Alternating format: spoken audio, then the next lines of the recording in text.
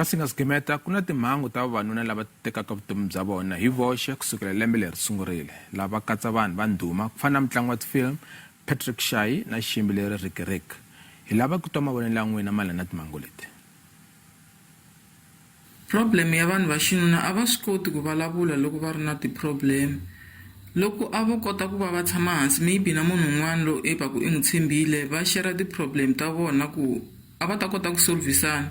Swi nga endleka mi kuma ku ri a ri na problem loko a share na un'wanyana munhu ya yena problem yi va yi ri yitana tani ka ya luya un'wanyana hi kona a va ta swi vona ku ti-problem a ti solviwi hi ku ti dlaya maybe va famba ti-group leri va tshama hansi ku ri vavanuna ntsena va vulavula ti-problem ta vona. Hina vavanuna ha nyuma hi chava ngopfu ku hlekiwa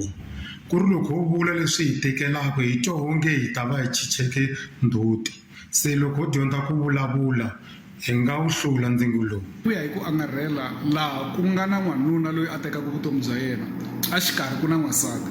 so hina vavanuna hi tshikeleliwa hi milawu ya hina ya mfumo leyi va nga yi veka ya ku ringeta ku ololoxa swiphiqo swa ku dlayiwa kumbe ku xanisiwa ka vana no vomanana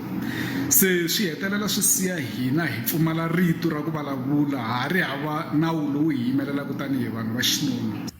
A swi fanerile leswaku va tshama hansi va vulavurisana handle ka ku ti dlaya va dlaya na mindyangu ya vona va tshama hansi va vulavurisana